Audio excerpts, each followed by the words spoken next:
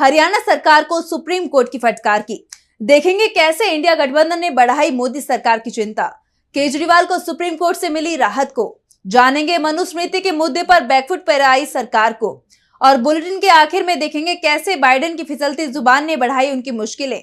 लेकिन दिन भर की तमाम बड़ी खबरों से पहले एक नजर आज की सुर्खियों पर। नेपाल में पीएम पुष्पकमल दहल ने दिया इस्तीफा। संसद में विश्वास प्रस्ताव पर हुई वोटिंग में हारी प्रचंड सरकार। केपी शर्मा ओली की तरफ से सरकार बनाने का दावा पेश।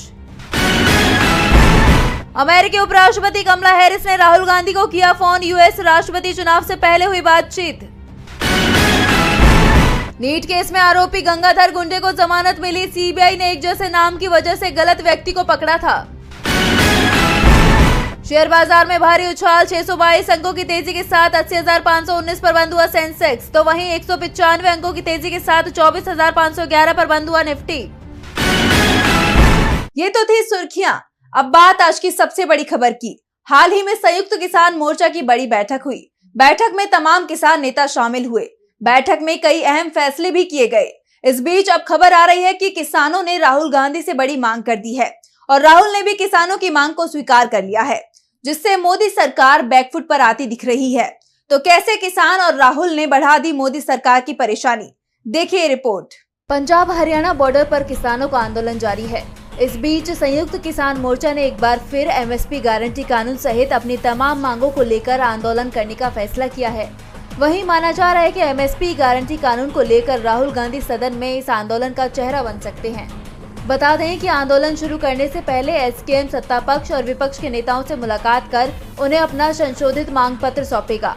वहीं एसकेएम के नेता 16 से 18 जुलाई के बीच पीएम मोदी, नेता प्रतिपक्ष राहुल गांधी और तमाम सांसदों को अपनी मांगों से जुड़ा ज्ञापन सौंपेंगे।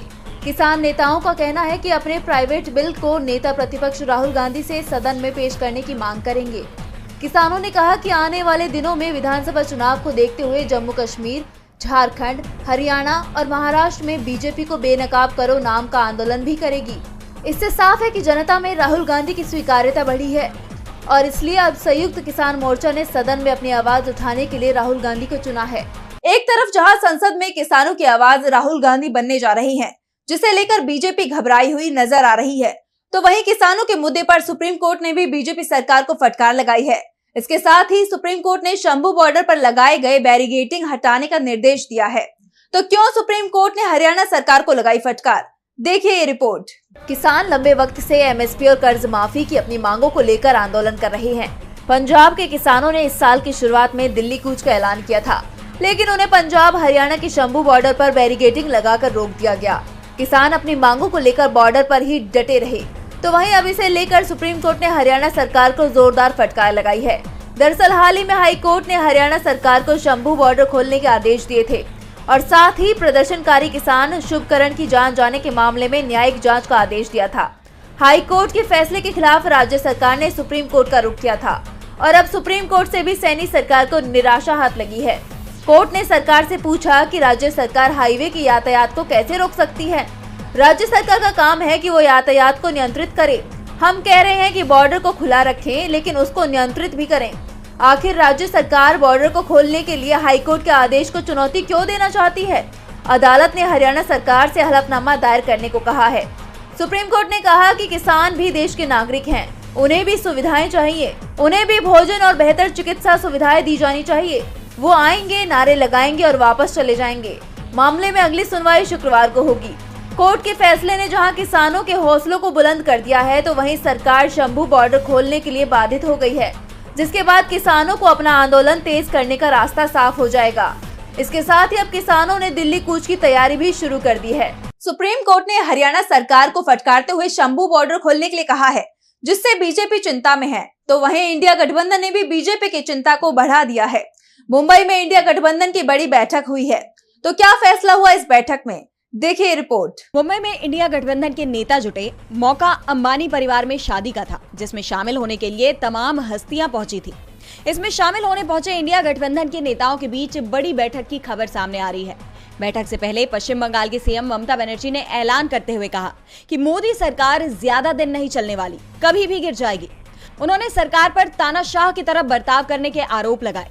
इसके बाद देर शाम को ममता बनर्जी की NCP chief Lalu Yadav, Shiv Sena UBT प्रमुख Uddhav Thackeray, NCP SC chief Sharad Pawar के साथ ही सपा चीफ अखिलेश यादव के साथ बैठक हुई। गांधी परिवार से कोई भी मुंबई नहीं पहुंचा है। दरअसल बीजेपी को इस बार सबसे ज्यादा नुकसान भी महाराष्ट्र, बिहार, पश्चिम बंगाल और उत्तर प्रदेश में हुआ है और यहाँ के नेताओं के बीच मुंबई में बैठक हुई। बैठक में एकजुट होकर मोदी सरकार के खिलाफ आवाज उठाने पर सहमति बनी है। संसद का बजट सत्र 22 जुलाई से शुरू हो रहा है। इसे लेकर बड़ी रणनीति तैयार की गई है।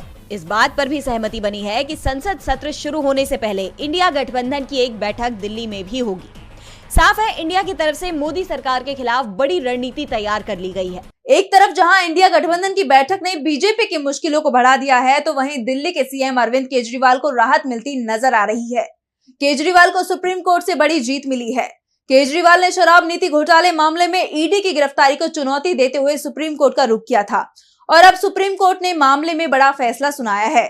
तो क्या है सुप्रीम कोर्ट का फैसला, देखिए रिपोर्ट। दिल्ली के मुख्यमंत्री अरविंद केजरीवाल को सुप्रीम कोर्ट से बड़ी राहत मिलते हुए नजर आ रही है। सुप्रीम कोर्ट ने शराब नीति घोटाले के पीएमएलए मामले में केजरीवाल को अंतरिम जमानत दे दी है।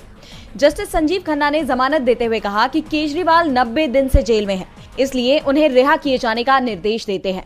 हम जानते हैं कि वो चुने हुए नेता हैं और ये उन्हें तय करना है कि वे मुख्यमंत्री बने रहना चाहते हैं या नहीं। ईडी की गिरफ्तारी को वैध बताने वाले लोअर कोर्ट के फैसले को पढ़ते हुए जस्टिस खन्ना ने कहा कि हमने ये भी माना है कि केवल पूछताछ आपको गिरफ्तार करने की अनुमति नहीं देती है। ये पीएमएलए की धारा 19 के तहत आधार नहीं है। इसके साथ ही कोर्ट ने केजरीवाल के केस में सुनवाई करने के लिए 3 जजों की बड़ी बेंच अपॉइंट करने के निर्देश दिए हैं। कोर्ट ने कहा कि हम ये मामला बड़ी बेंच को ट्रांसफर कर रहे हैं। गिरफ्तारी की पॉलिसी क्या है, इसका आधार क्या है, इसके लिए हमने ऐसे 3 सवाल भी तैयार किए हैं। बड़ी बेंच अगर चाहे तो केजरीवाल की अंतरिम जमानत पर बदलाव कर सकती है। बहरहाल बड़ी बेंच की सुनवाई तक अरविंद केजरीवाल की जमानत वैध है। बता दें कि ईडी ने 21 मार्च को सीएम को गिरफ्तार किया था। केजरीवाल ने अपनी गिरफ्तारी को और ईडी की हिरासत में भेजे जाने को चुनौती देते हुए दिल्ली हाईकोर्ट में याचिका दाखिल की थी। हाईकोर्ट ने गिरफ्तारी को सही ठहराया था, जिसके खिलाफ केजरीवाल ने सुप्रीम कोर्ट का रुख किया था। सुप्रीम कोर्ट ने ईडी के मामले में तो केजरीवाल को अंतरिम जमानत दे दी है, लेकिन अभी भी केजरीवाल जेल से रिहा नहीं हो पाएंगे। जब तक सीबीआई मामले में फैसला नहीं आ जाता, तब तक केजरीवाल जेल में ही रहेंगे। 17 जुलाई को सीबीआई मामले में सुनवाई होनी है।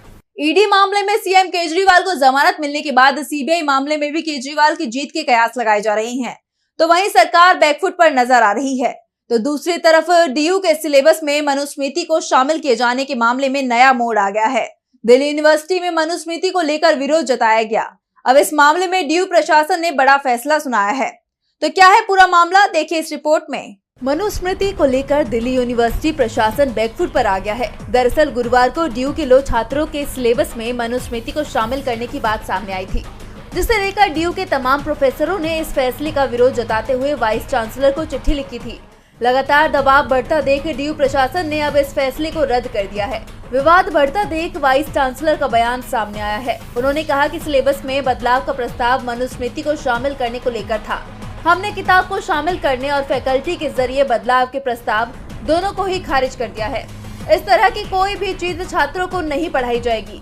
वाइस चांसलर के इस फैसले से पहले टीचर्स, प्रोफेसरों के संगठनों समेत कांग्रेस ने भी इस मुद्दे पर दिल्ली यूनिवर्सिटी के साथ साथ मोदी सरकार को निशाने पर लिया था। कांग्रेस ने पीएम मोदी पर निशाना साधते हुए आरोप लगाया था कि ये संविधान और बाबा साहेब भीमराव अंबेडकर की विरासत पर हमला है। वहीं डीयू के इस फैसले का बसपा सुप्रीमो मायावती ने भी स्वागत किया है। मनुस्मृति मामले ने सियासी पारा हाई कर दिया है, तो वहीं महाराष्ट्र में भी सियासी हलचल तेज है। महाराष्ट्र विधान परिषद में 11 सीटों के लिए आज वोटिंग हुई। वोटिंग समाप्त होने के 1 घंटे बाद काउंटिंग भी शुरू हो गई। इस बार भी जमकर क्रॉस वोटिंग की खबरें आई। वोटिंग के दौरान हंगामा भी मचा। तो क्या रहा चुनाव परिणाम, देखिए रिपोर्ट। महाराष्ट्र विधान परिषद की सभी 11 सीटों के चुनाव परिणाम सामने आ गए हैं, जिसमें सबसे चौंकाने वाला परिणाम मिलिंद नार्वेकर को लेकर है। वोटों के समीकरण में मिलिंद नार्वेकर को सबसे ज्यादा मुश्किल में बताया जा रहा था, लेकिन उद्धव ठाकरे की पार्टी के उम्मीदवार मिलिंद नार्वेकर चुनाव जीत गए हैं। उन्हें पहली वरीयता के 22 वोट मिले, लेकिन शेतकारी कामगार पक्ष के जयंत पाटिल चुनाव हार गए हैं। एमएलसी के चुनाव परिणामों में बीजेपी के सभी 5 उम्मीदवार चुनाव जीत गए हैं। पंकजा मुंडे, अमित गोरखे, परिणय फुके, योगेश टिलेकर सभी पहले दौरे की काउंटिंग में ही जीतने में कामयाब रहे। चुनाव में जीत हासिल करने के लिए पहली वरीयता के 23 वोटों की जरूरत थी और बीजेपी के इन चारों ही उम्मीदवारों को पहली वरीयता के 26-26 वोट मिले। पहली वरीयता में बीजेपी के 5वें उम्मीदवार सदाभाऊ खोते को 14 वोट मिले थे, लेकिन उन्हें दूसरी वरीयता के 12 वोट और मिल गए, जिस कारण से वो भी चुनाव जीतने में कामयाब रहे। तो दूसरी तरफ अजित पवार गुट वाली एनसीपी के दोनों उम्मीदवार पहली वरीयता के वोटों के आधार पर ही चुनाव जीत गए हैं। भावना गवली को 24 और कृपाल तुमाने को 25 वोट मिले हैं। एकनाथ शिंदे के गुट वाली शिवसेना के भी उम्मीदवार चुनाव जीतने में कामयाब रहे हैं। शिंदे गुट के राजेश विटेकर को 23 और शिवाजी राव गर्जे को 24 वोट मिले। महाविकास अघाड़ी की तरफ से कांग्रेस की प्रज्ञा सातव को 25 वोट मिले, जबकि मिलिंद नार्वेकर को पहली वरीयता के 22 वोट मिले। जयंत पाटिल को सिर्फ 12 वोट मिले, जिस कारण से वो चुनाव हार गए। जबकि पहले माना जा रहा था कि कांग्रेस के वोट जयंत पाटिल को ट्रांसफर हो सकते हैं, लेकिन अंतिम समय पर कांग्रेस ने रणनीति में बदलाव किया और जाटिल की जगह नार्वेकर के पक्ष में वोटिंग कराकर उनकी जीत तय कर दी। अमेरिका में जो बाइडेन को राष्ट्रपति पद से हटाने की मांग की जा रही है, उनकी जगह कमला हैरिस का नाम प्रस्तावित किया जा रहा है। बाइडेन को हटाने के पीछे का कारण उनकी हेल्थ को बताया जाता है। अब फिर से बाइडेन ने ऐसा ही एक बयान दिया है, जिसके बाद से इस विषय पर चर्चा फिर से शुरू हो गई है। तो क्या कुछ कहा बाइडेन ने, देखिए इस रिपोर्ट में। अमेरिका में सियासी पारा हाई है। नवंबर में यहाँ राष्ट्रपति पद के चुनाव होने हैं। चुनाव के लिए जो बाइडेन और डोनाल्ड ट्रंप आमने सामने हैं। एक तरफ पहले ही जो बाइडेन ट्रंप से प्रेसिडेंशियल डिबेट में हार चुके हैं, तो वहीं उनकी उम्मीदवारी भी अब सवालों से घिर गई है। जो बाइडेन के स्वास्थ्य को लेकर चिंता जताई जा रही है और अब जो बाइडेन ने खुद ही ऐसा बयान दे दिया है, जिससे उनकी मुश्किलें बढ़ती हुई नजर आ रही हैं। बाइडेन ने कहा कि देखिए, मैं उपराष्ट्रपति के रूप में ट्रंप को नहीं चुनता अगर वो राष्ट्रपति बनने के योग्य नहीं है। उनके इस बयान ने अमेरिका की राजनीति में हंगामा मचा दिया है। पूछा जा रहा है कि क्या बाइडेन का मानसिक स्वास्थ्य सही है। उन्हें ये पता होना चाहिए कि अमेरिका के उपराष्ट्रपति डोनाल्ड ट्रंप नहीं, वो राष्ट्रपति पद के लिए रिपब्लिकन पार्टी के उम्मीदवार हैं। बाइडेन की ये पहली गलती नहीं है, बल्कि वो लगातार ऐसे संकेत दे रहे हैं जो बता रहे हैं कि वो थके हुए हैं। वो बात अलग है कि वो इसे